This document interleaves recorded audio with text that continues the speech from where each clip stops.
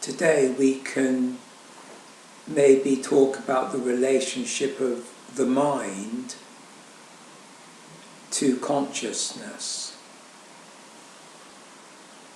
So you have the body, you have consciousness, which is an extension of the psyche, and then you have mind, or the one mind. And they're in three different dimensions. Obviously the physical dimension is visible to the senses, and consciousness, psyche, is, you might say, visible to your thought and your imagination. And the mind is really the direct perception of self. So self is perceiving the world as a whole directly. So whatever is going on in the physical and the psychic, the mind is seeing the whole as one. So it's seeing the totality as an aspect of integration and unity through the psyche, and as fragmentation and duality, a multiplicity of things in terms of physical perception.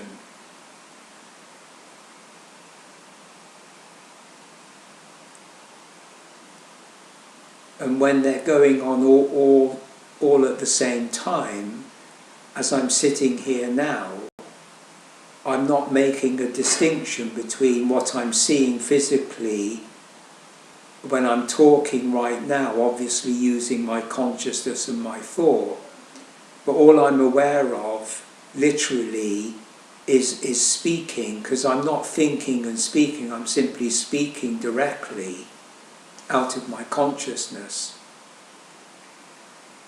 And then I'm seeing from the self, as it were, as a whole, and it's all one thing. Now it's all one thing because self is one, or self perceiving from the mind perceives the whole of reality as one. But in the self, in the mind, it's not a movement, it's pure emptiness. So when the mind is perceiving out of emptiness, then you cannot describe that in any way whatsoever, because it's simply empty. So if you have a blank piece of paper, a white piece of paper, I mean, there's nothing more you can say than it's a blank white piece of paper. So if you say you're perceiving out of stillness, you're perceiving out of oneness, you're perceiving out of silence, you're perceiving out of openness or simplicity, you can use all those descriptive terms, but you might say they're more of the attributes that become various perceptions, like love and beauty and truth and justice. They're also aspects or specific perceptions within the spiritual dimension of the one. So if I'm looking at the castle now and seeing the sunlight on the castle and the golden coloured stones, I can just see that as a sensory perception and enjoy it simply as a beautiful building.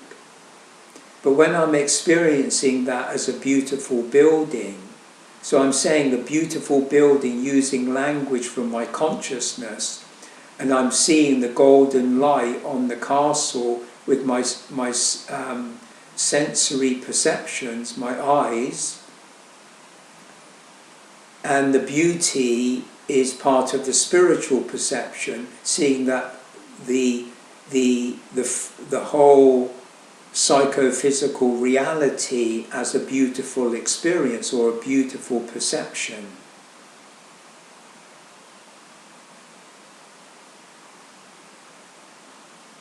Now that beautiful perception is holistic, whereas if I'm an artist and I say aesthetically that's a beautiful building, I'm thinking of it in a particular way as an artist. So you might say within consciousness it's a relative sense of beauty, and you might see it in isolation from the environment. But if you paint a picture of the castle in its environment, then the whole picture is an expression of the beauty of the castle in its environment. And you kind of imagine that in the way you paint the picture. But when you're seeing it holistically from the sense of the mind, then everything within your physical perception is of the order of beauty, and beauty doesn't belong to any particular thing. It is simply the whole field of your perception is of the order of beauty. It's the same way if you're listening to music. You're hearing the music, you're possibly thinking about the music, all the different subtleties of the sound and how you feel, and your intuition about the meaning of the music. So all that's going on when you're listening to music. But you can also be aware of the quality of the numinosity of the music, the kind of presence of the music within the room. So it's not simply that you're intuiting the inner essence of meaning, but that inner essence of meaning has a numinous quality that maybe is described as the divine presence. So in a sense, you're touching upon spiritual perceptions when you go, in a sense, into the essence of the music. And in a sense you're going beyond the music, because then you're awakening your spiritual perceptions that hears the music as a whole. You're grasping the whole essence of the music. So it's literally awakening your spiritual perception. But of course people, if they're materialist or atheist, then they may not recognize that as a spiritual perception. But when you're perceiving that as a spiritual perception, then you really are in the mind. And maybe most people don't know that, they don't make that distinction, but they're no longer in their consciousness as an identity interpreting the music, analysing, interpreting the music. They're actually making a correspondence between the physical sensation and the psychic understanding, and going beyond that to a spiritual perception of wholeness and oneness within the music. And when you use the term numinous, it indicates the divine presence, and the divine presence is another aspect of spiritual perception. And the person that coined the term, the numinous, actually said that that refers to the wholly other, the otherness of the spiritual dimension, the otherness of the divine presence. So I think most of us, or all of us really throughout our life, are really participating in the three levels of perception, but we're not really necessarily aware of that. And maybe various cultures that pay attention to the spiritual nature of their being are more aware of the numinous and the divine presence in the world of culture, in the world of nature, and in the cosmos, and in the psyche, in dreams, etc.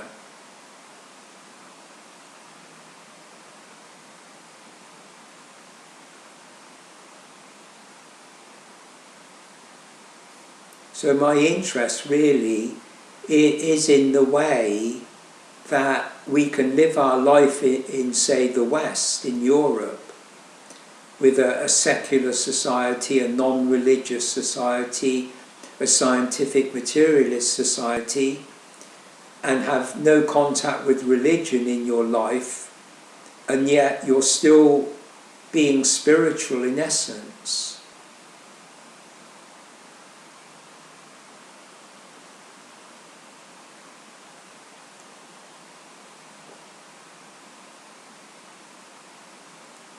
I mean, one thing about the mind, as it's referred to in Tibetan Buddhism, is it's referred to as the diamond body.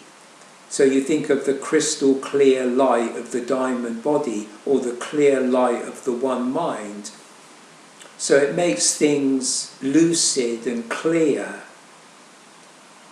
And that clarity, what it really means is that whatever your consciousness is doing, thinking, feeling, and maybe trying to interpret what you're perceiving through your consciousness, and in a way you're always, in a sense, shifting about in your thought and feeling and intuition, and you might say it becomes almost like a veil between direct perception of the self and the music or nature as you're looking at it. So you're busy in your consciousness when you're walking by the river, for example, and you're more or less ignoring the clarity of the mind.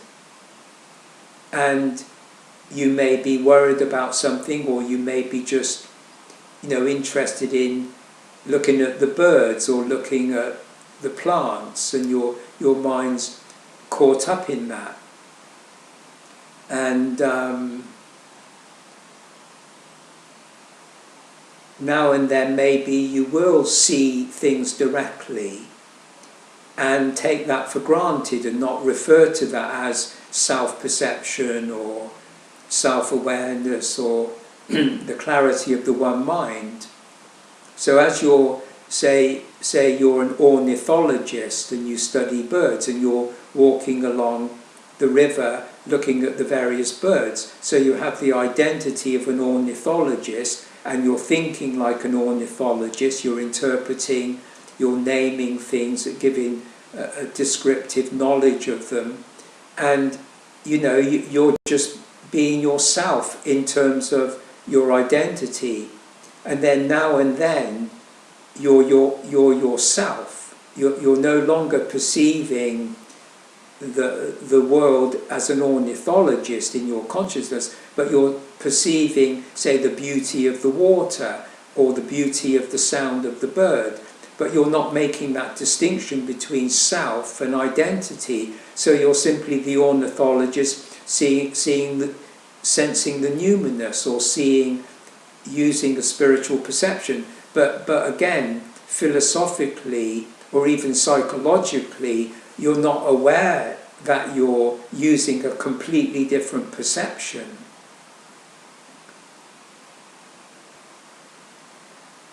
Whereas if you're in the mind and that's a natural part of your awareness, as it is for me. So when I'm walking along the river, I'm usually in a kind of meditation of the mind. But when I want to look at a plant or the birds and observe what's going on, I can focus my attention and concentration on a particular activity, but always keep in mind that I'm also perceiving that spiritually. So I never forget that. In fact, once you're naturally in the mind, you can't forget it. Just like you can't forget your body. But in your memory, in your consciousness, you do remember and forget. But in your body, you can't forget in your body or remember, and you can't remember or forget in your mind, because memory is centered in consciousness, and it operates through experience and knowledge and memory. So in consciousness, it's always a flux of activity with a sense of order and a sense of disorder, a sense of certainty or a sense of uncertainty.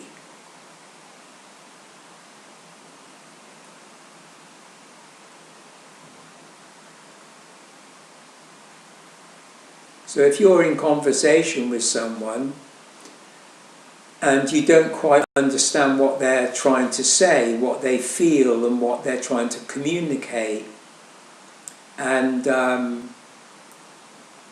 maybe they're not that good at expressing themselves, and you're trying to make sense and try to find some kind of order and comprehension in what the relationship is at that particular moment. Maybe they're picking things up from you, maybe they're sensing things, and maybe they're getting it right or getting it wrong, and you're trying to clarify. So there's a kind of disintegration of understanding, and you're trying to integrate. Now that's all going on in your consciousness, but where spiritual perception comes in is that with your spiritual perception, with the sense of harmony and oneness, the self, yourself, wants to see what's going on. Not that it, in the seeing of what's going on is the seeing with a sense of understanding and wholeness. And in a way you might say, in a difficult relationship, it's the self seeing as a whole that works things out. It's not a matter of in your consciousness, in your thought, where you have certainty or uncertainty, or you have some difficulty, and then you, in a sense, forget about it or ignore it, or you might say, oh, it doesn't matter what's going on, everything's all right. And it's a kind of temporary, you might say, solution. It's an awkward, inadequate solution, because it might come up again and again and again.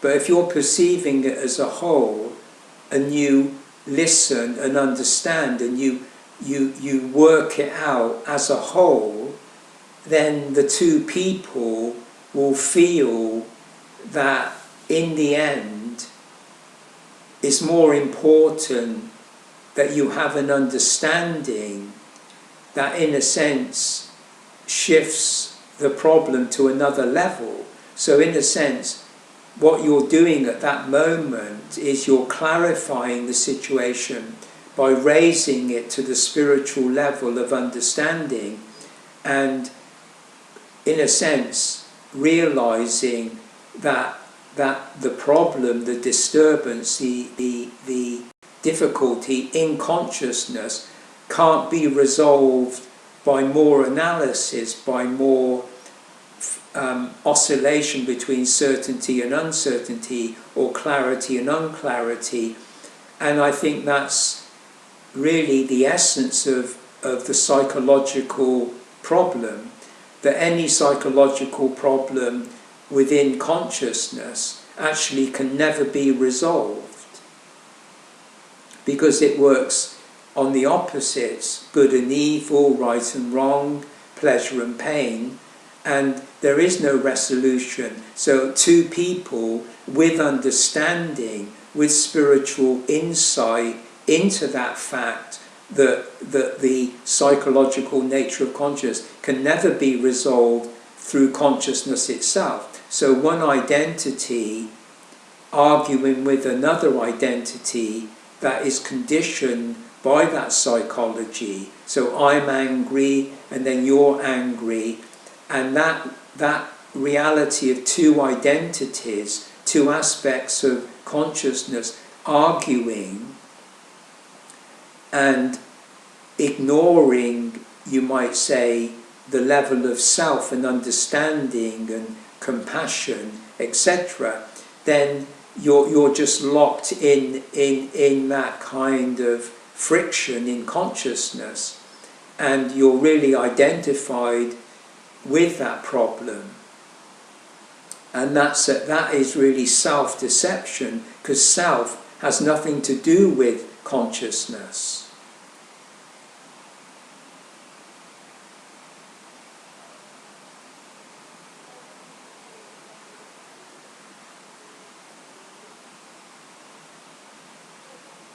If you have say there's a problem in quantum physics and they're working out some subatomic particle and trying to put order and understanding within that level,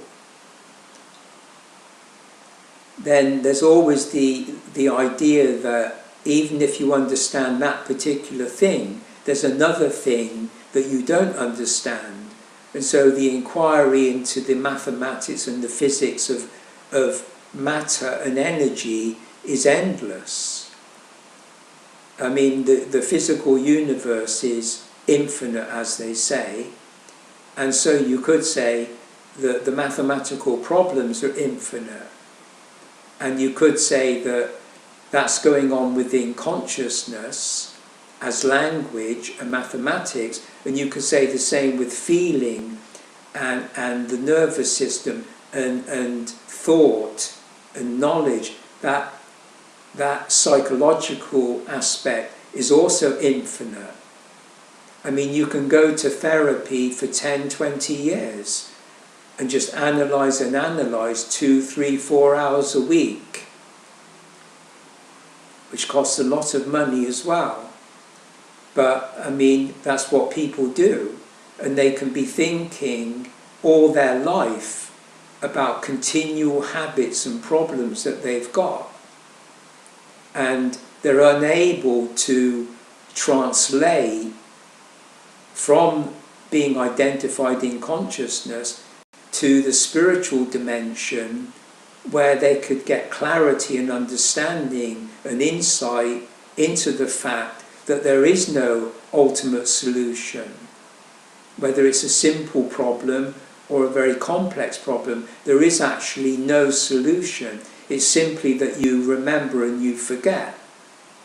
So that's all that really happens, is that if you're working out a mathematical problem, you need to remember what you're doing, but as soon as you've solved that, you can forget. So you have a bad time, you're in the car and you have a bad time driving in the car, and you get to where you're going and things change and you just forget. But that's not a solution.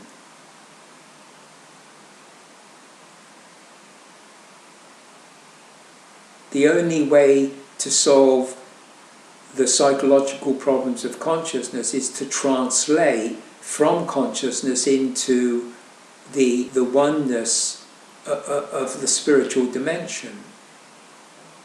I mean, that's logical, it makes sense.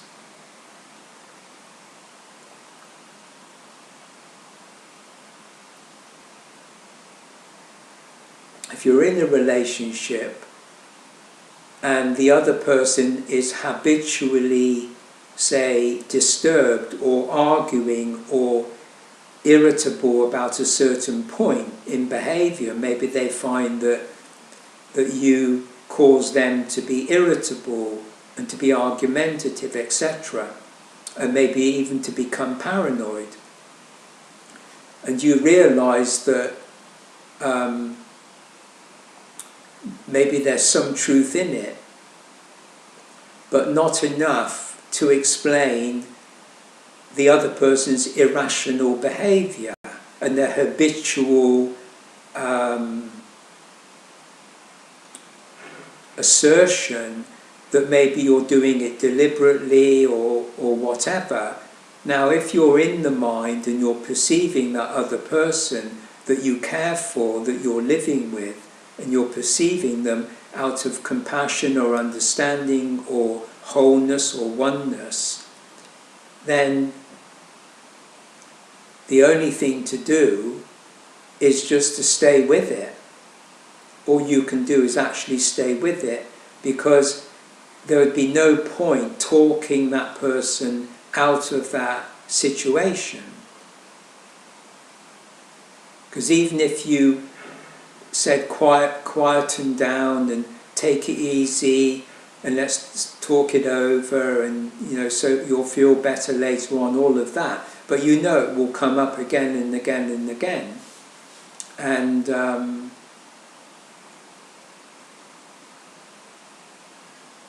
I think the understanding, the listening, the silence is really all you can do. And it's not simply a matter of being patient.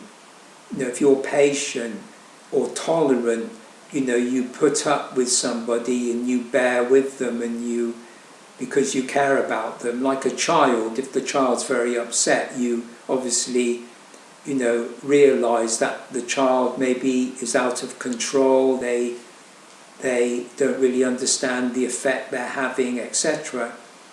And you bear with it and you let them work through it.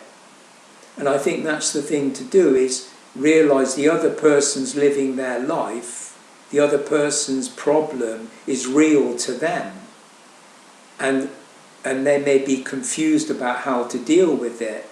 And they may see the way you're reacting, or maybe realise that they do have a problem, a habitual attitude problem.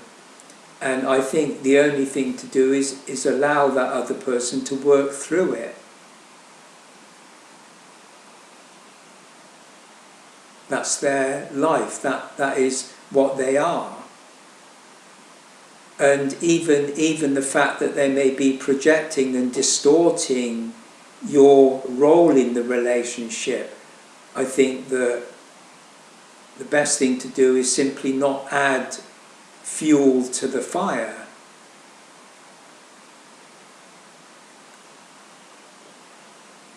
I mean, you may bring in a bit of humour or something like that.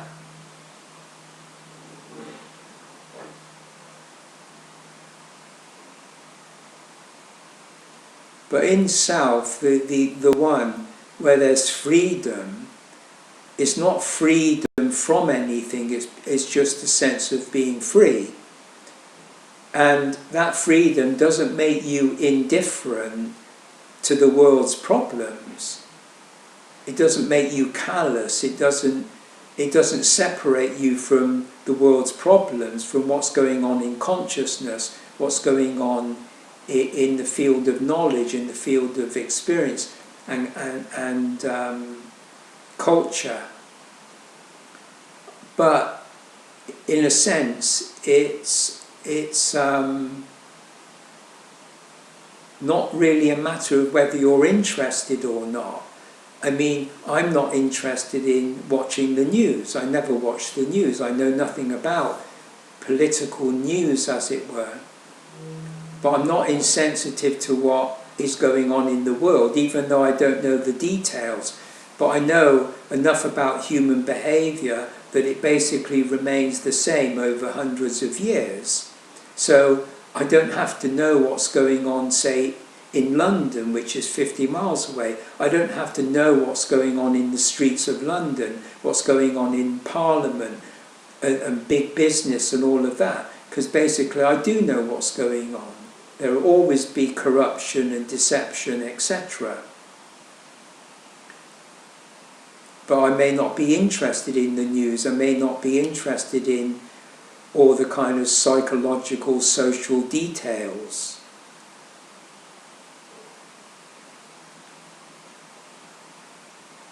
But I think there's a sense, an understanding of the nature of consciousness, the nature of behaviour, the nature of our psychology, our relationships.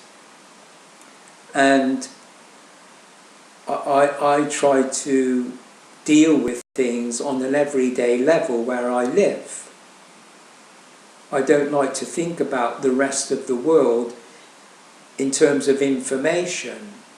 So I'm not interested in information coming from other parts of the world. So I mean, where I'm living, I mean, there's enough human nature going on, even though it's not overt. I mean, when I walk around, it's not overtly distressing, it's not overtly violent, it's not overtly in disorder, but you can still see the very subtle, fundamental, psychological, behavioural condition. You know that people are people, and that's how we behave, and we're all prone to a bit of friction, and that doesn't bother me. I mean, if there's friction, there's friction. If there's arguments or disagreements in my relationship to the world, or I experience other people doing that in the environment, etc., I may not like it, but from the perspective of wholeness, I understand that that is human nature, that is the way things are. And no amount of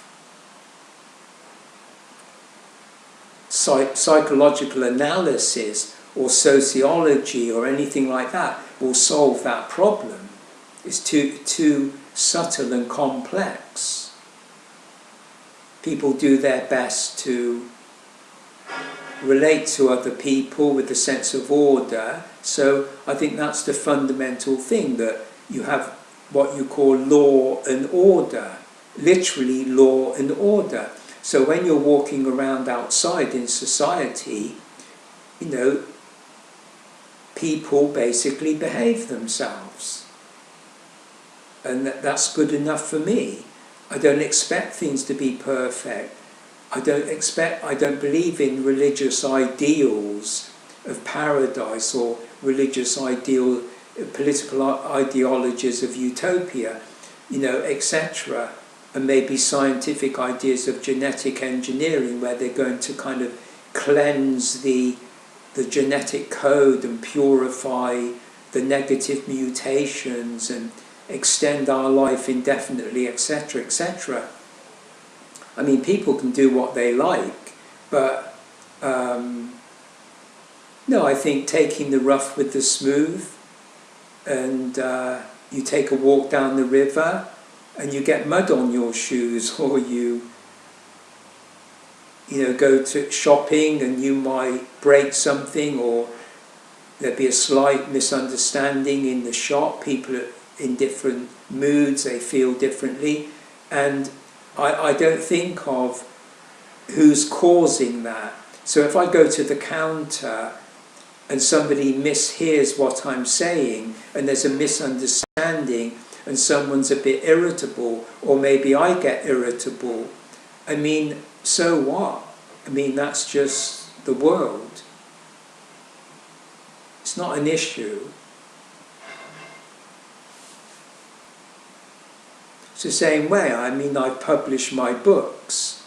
So I've got about 14 books that I've published over the last few years. And I think people are reading my books. There's a kind of trickle of information. I mean, the people are reading my books, but I get very little response, and maybe that's the way it will remain. I mean, I have no control over that, and again, so be it, because I don't really make an issue about what I do in my consciousness. So whatever I do in my consciousness, which is basically to do with knowledge in the way I'm talking on these videos, is basically communicating some sense of self-knowledge. And once I say it, that's the end of it. I'm not dependent on feedback.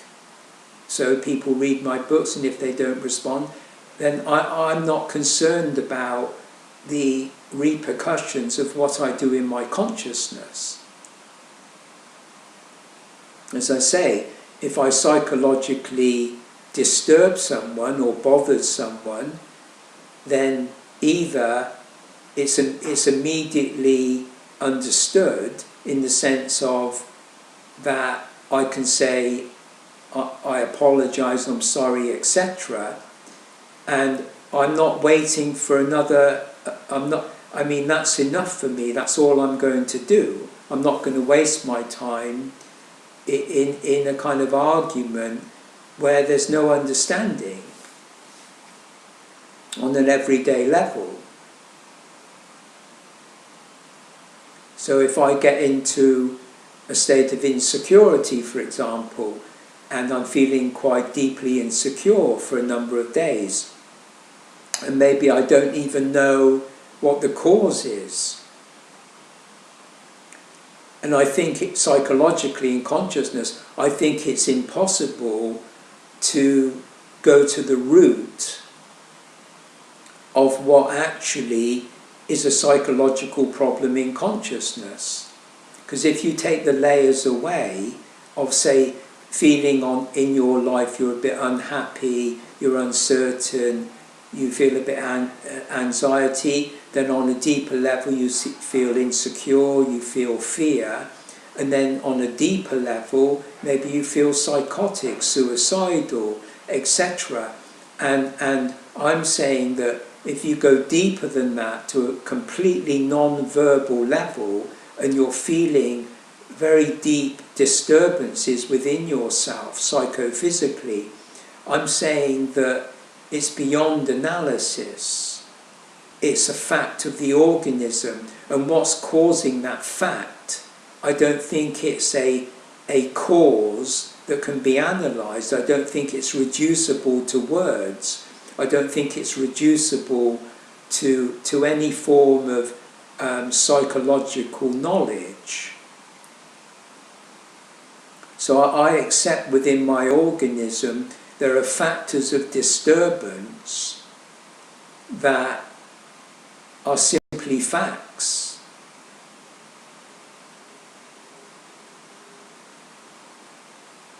You know, you don't know why. I mean, it's like panic attacks. I mean, if you look up the cause of panic attacks, there's no specific cause. There are many symptoms or you might say things that can trigger a panic attack, but what the reality of that is, nobody actually knows. And I think when you get to the level of paranoia and psychosis and that kind of thing, I don't think people really know what's going on there.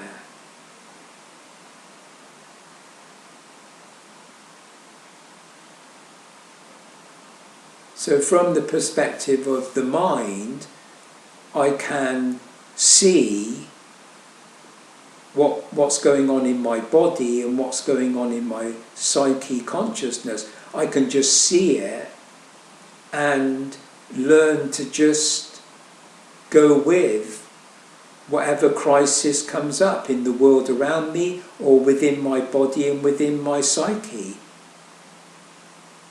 I can go to a level where I'm not interpreting, I'm not analysing, I'm simply seeing the fact of the disturbance.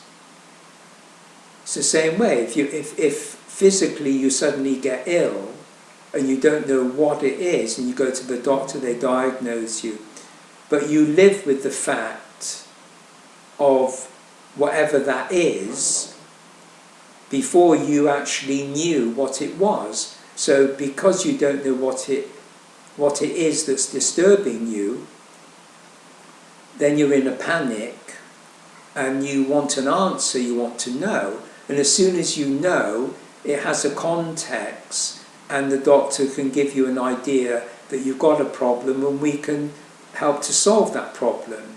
But if you're just, say, in your house and suddenly you're gripped by paranoia or depression, which I'm saying has a deeper cause, that's just a label you put on that, but it's actually a disturbance, then in my own case, I can wake up in the middle of the night with that kind of crisis and I just live with it. I just actually live with it. So it might go on for minutes or for hours or whatever, and at the end of it, I've lived through the crisis without knowing anything about it. I mean, if you're living, say, near a river and it floods over and floods into your house, and then it recedes and everything dries up and you repair it, now you can either get in a crisis about that in your consciousness, or you just treat it as a fact. So I would treat something like that as a fact without reacting in my consciousness. Yes, you're going to be upset to some degree, but you don't have to react. It's just a fact of nature. And I think that's how I look at my body, and that's how I look at my consciousness and psyche. I don't look at it psychologically. I don't want to be torn apart by analysis, by worry, by confusion. No, I just live through the crisis. And sometimes there might be, you might call, a symbolic explanation that may be, as I used to describe my first real disturbance in my life, really on that deepest level, when I was 23, and I call that an experience of the void or a dark night of the soul, which is a kind of initiation into the underworld. So that language, although I didn't know that language at the time, I think it's a very good language to explain a process which is not reducible to psychology, not reducible to physiology, not reducible to any superficial analysis, but gives a deeper meaning and framework for what might be something to do with a spiritual initiation. So if you're being initiated in your psyche at the deepest level into spiritual awareness and being awakened to your self-awareness in the mind, then that's what the wisdom tradition offers you.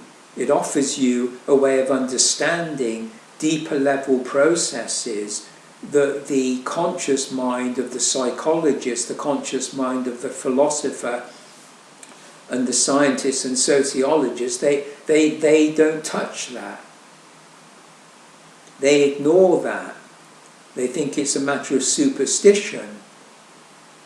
But Jung disagreed with Freud, who was very much a materialist and very much a kind of analyst, whereas Jung went deeper, and he said there are deeper levels of meaning and symbol that refer to mythology and so forth and so on, and that's absolutely true.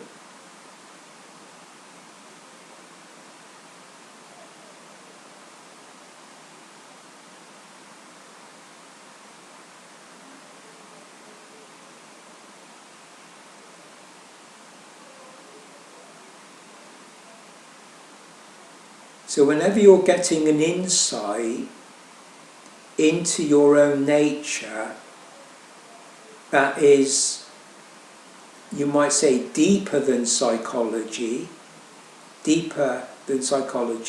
more into the mythic level of religion and magic, then that insight is actually what they call Bodic insight, enlightened insight, which is a spiritual perception. And in fact, the awakening of that insight is the opening of the third eye. And the third eye allows you to see through the veil of illusion, Maya, which would mean you're seeing through the veil of conditioning, which is what we call psychology. It's what we call,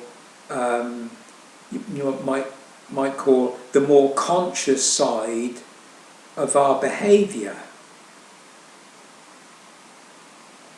And then we extend that psychology and label depression, psychosis, pathology, etc., when in fact they're actually not really about psychology. They're not about behaviour, living in the world and behaving yourself and getting over your depression so you can go to work. It's not about that. It's not about, making you fit for work. It's a deeper level of understanding the spiritual nature of well-being and harmony and oneness. And it's not to give you medication and to analyse and to bring you out of that depression, but to actually go through the dark night of the soul. That's the whole point, is learning to live with your human nature. Just as we have to learn to live with nature itself on the planet, which has titanic forces like earthquakes and floods, things like that, which are very dramatic, very critical and very destructive. And the same way, on the deeper level of the organism, in the nervous system and in the psyche, there are crises that are to do with the awakening of the spiritual dimension. That comes out in Tantric Yoga, the Kundalini, which is really, the Kundalini is the serpent power that is referred to as psychic heat, which is a kind of electrical energy, magnetic electrical energy in the body, and which is known as prana, pranic energy. And in the organism, psychophysically, so in your physical body, i.e. your nervous system, and at the deepest level of the psyche, in your feelings, etc., so that the emotions and feelings interface with the nervous system of the body. So you're looking at the organism as a whole. Then if that energy in your body isn't circulating like the blood, if your blood isn't circulating properly in your body, you'll get ill. You'll get imbalance, disorder, imperfection and disease. In exactly the same way, the energy isn't circulating properly through the 7 chakras, as it were, from the crown to the base of the spine, then that creates disorder. And you have to unblock the energy. And the unblocking is really an idea of rebirth. So if you take a chakra to be a hole, and you crawl through the hole from this world into the other world, or in the healing process of making yourself whole, you go through the crisis. Just like in a fever, you go through the fever, and it may get worse, it may get better, but you've got to go through the fever to find out. When people reach deep levels of the psyche in spiritual matters and magical matters, then they may be disturbed in their conscious mind. They may be frightened, terrorized. They may be upset. They may be in chaos and so forth and so on, and therefore they back off and they don't want to go through the process. And so they get caught up in ritual, they get caught up in belief, they get caught up in organised religion. They're unable to free themselves from the bondage of thought, from the veil of Maya.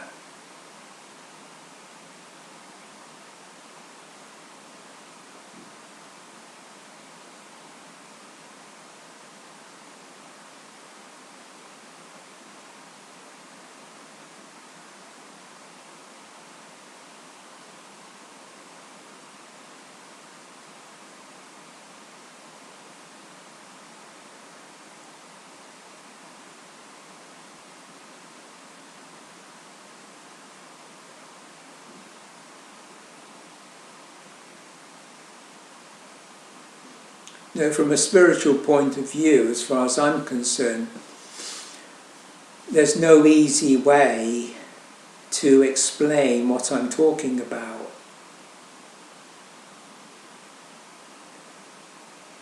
I think the thing I'm really saying is that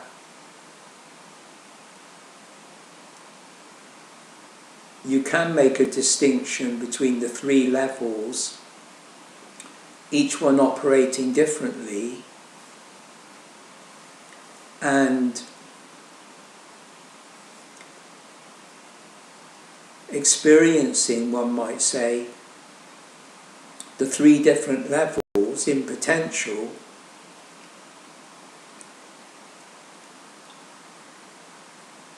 does bring order, because you know that you can do something about it, that other people in the past have done something about it. Of course, there's lots of methods and techniques of how to go through the initiation process, as it were, the dark night of the soul or whatever, and all kinds of meditations and practices, etc. Just like, you know, therapy and psychoanalysis and Jungian psychology and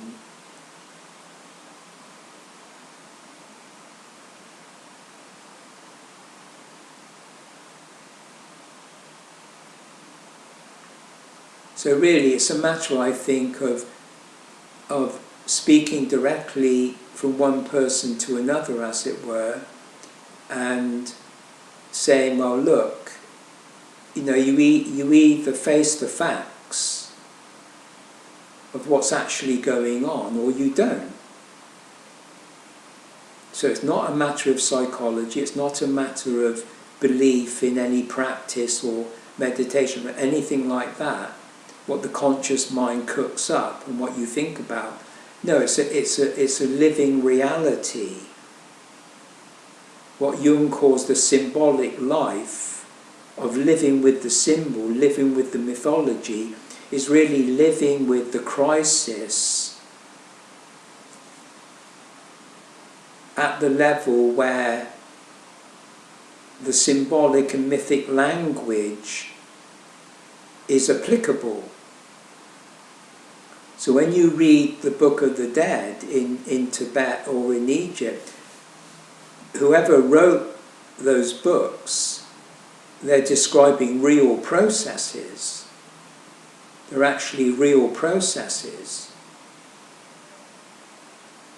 I mean, if you read a textbook on the quantum field, and you know nothing about the quantum field, but you know that someone's wrote that textbook and it's a reality, and I'm saying in the sacred text, fundamentally, in the wisdom tradition, they're describing a reality. So when they say at the deepest level of the psyche, on the threshold of the spiritual dimension, you have to face the void. You have to face the emptiness of shunyata, of nirvana.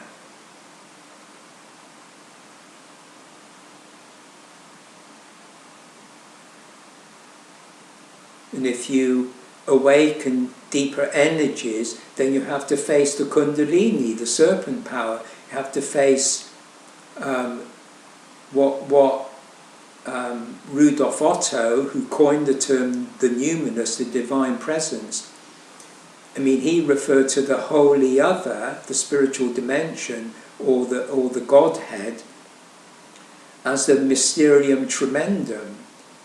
So when you approach the void, the threshold, the deeper level of your psyche, beyond psychology as it were, in the realm of myth, then the mysterium tremendum is something that fills you with fascination, like the magical nature, the magical effect of what you're experiencing has an attraction.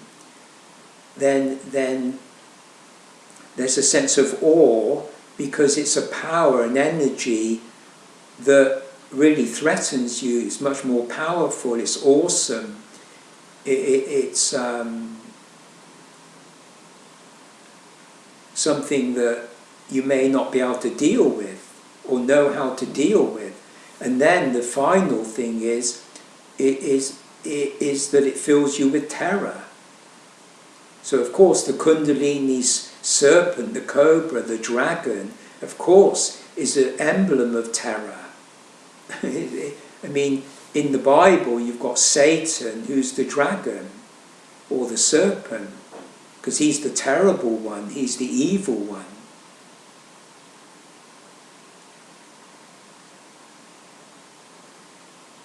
So people can think that they're possessed by evil, they're possessed by something terrible, they're possessed by the dragon or Satan or the devil or something like that.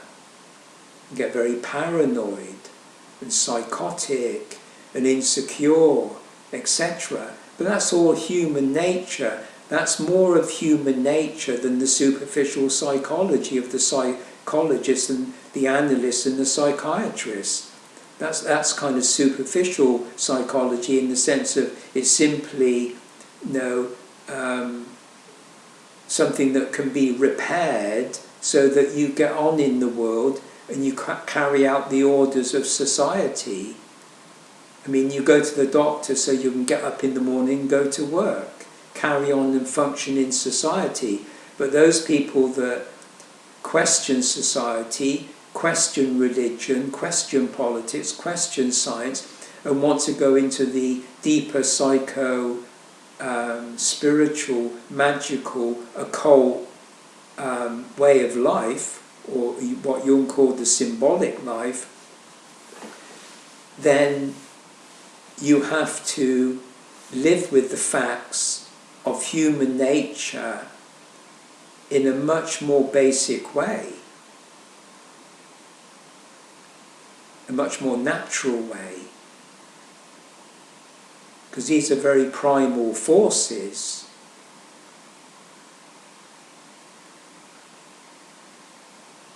So as soon as you awaken insight, the opening of the third eye, enlightened insight, then that is a spiritual perception. That means you are in touch with the one, with wholeness and understanding and freedom and love and beauty and compassion.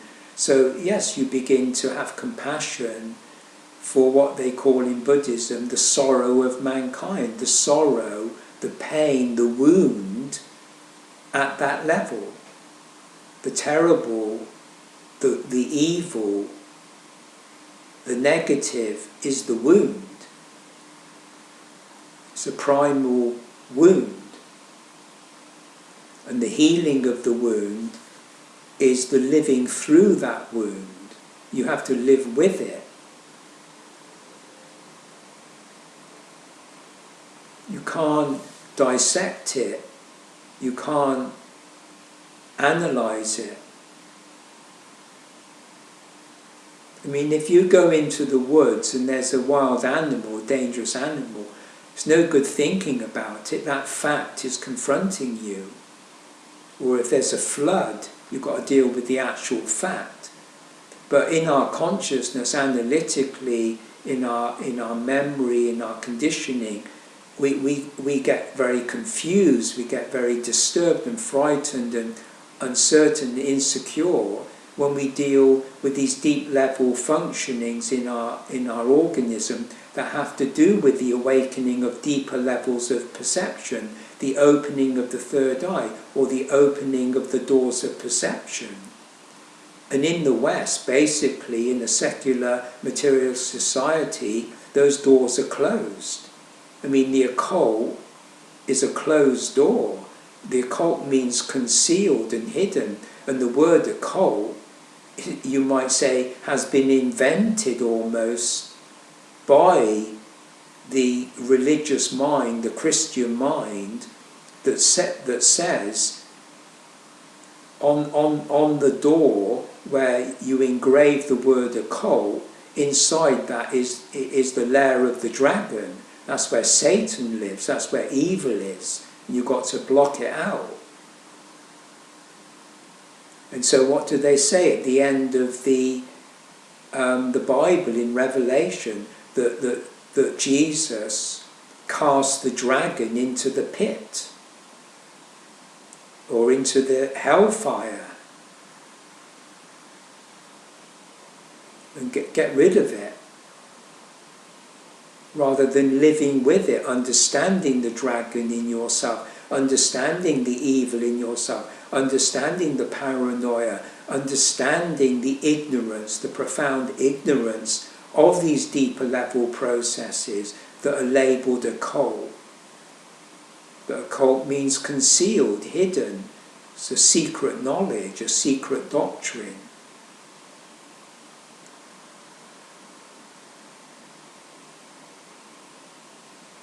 Anyway, it's up to the individual, and if you want to deal with it, you deal with it. If you don't, you don't. It doesn't really matter.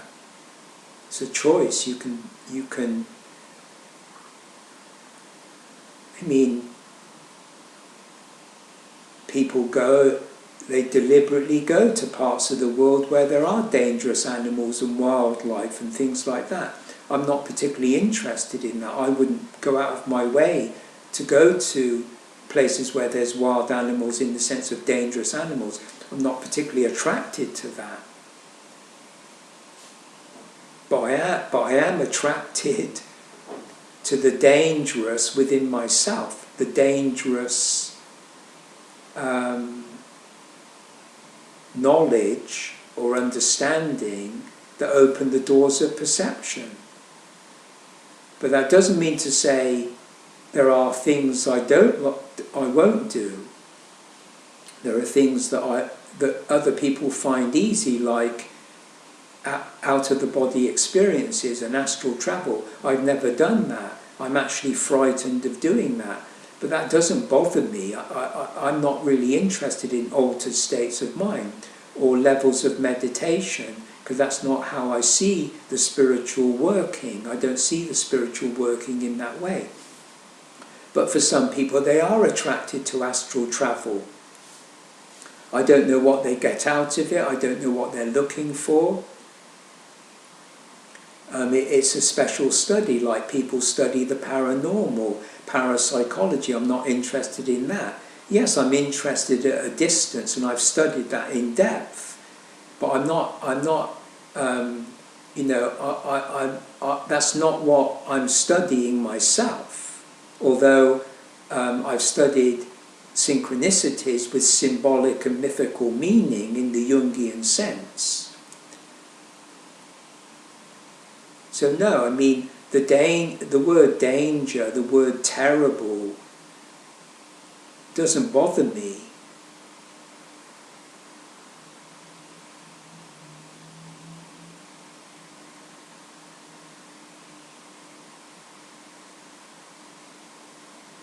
It's not that I would encourage myself to probe into things in order to experience the danger, to experience terror. No, I wouldn't do that deliberately. I'm not saying I want that.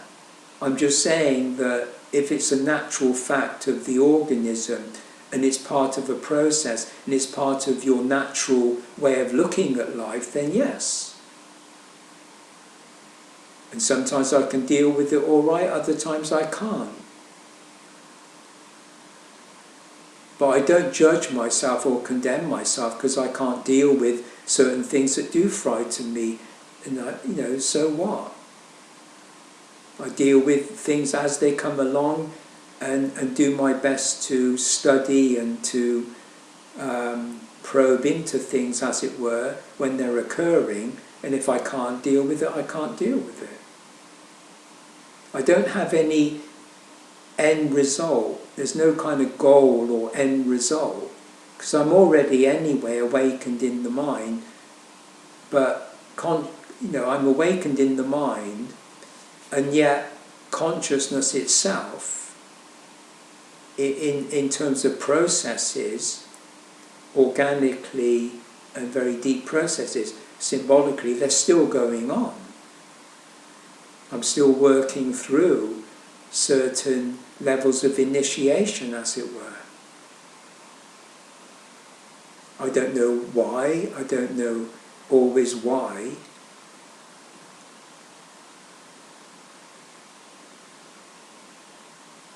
So it just remains a journey, an ongoing inquiry, an adventure, and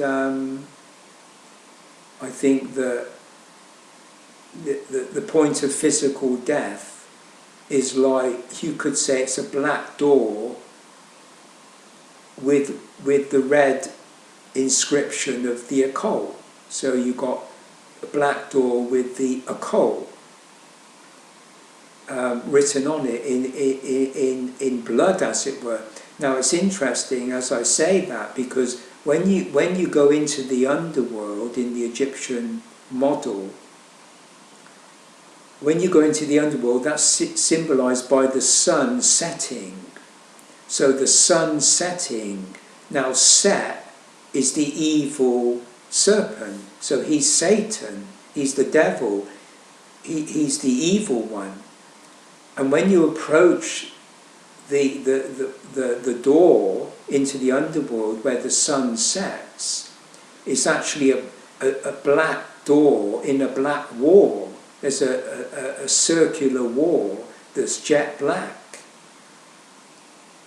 And you go through the door, and on the door are red spots to symbolize the death of the sun hero, the death of the solar deity. That's the blood of the sun. And when you go through the underworld from the west to the east, you go through the body of a serpent, you go through the dragon. You've got to live through the process of Kundalini. You go in the tail and you come out of the head. And when you approach the east, as the sun hero, you're overcoming the dragon as you go through the various doors of the dark night of the soul in the underworld. And Horus, the solar deity, the sun hero, overcomes Set. So good overcomes evil, or they create a balance. And then when Horus, the sun hero, is approaching the eastern doorway, again you have the black door with the red dots as the sun rises and the door opens, and you rise as the solar deity, the being of light. And that is the process of initiation. That is the Kundalini. That is the symbolic life that you have to live. And that's a fact.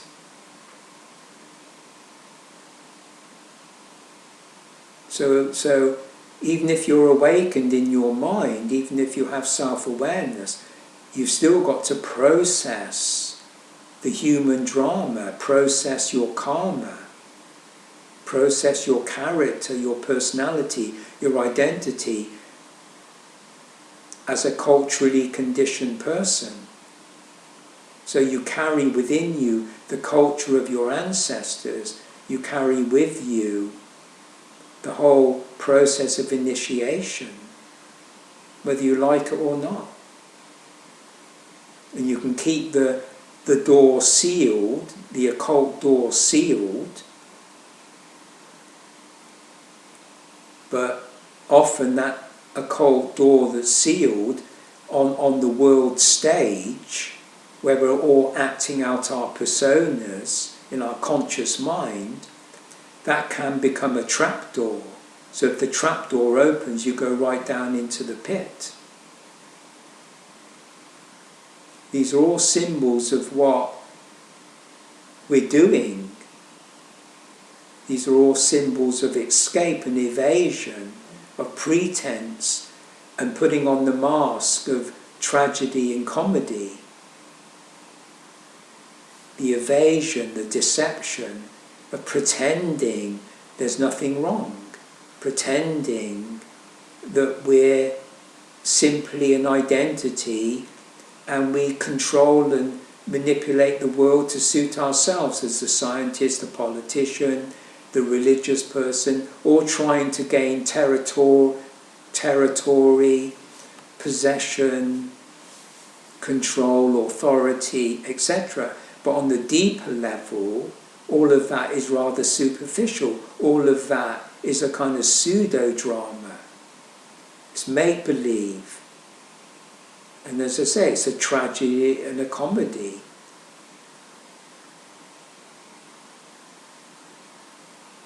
So to become a true outsider, you have to step through that door, the void. And become your true self by overcoming or putting order into the chaos and of the evil or the ignorance of the veil of Maya, consciousness.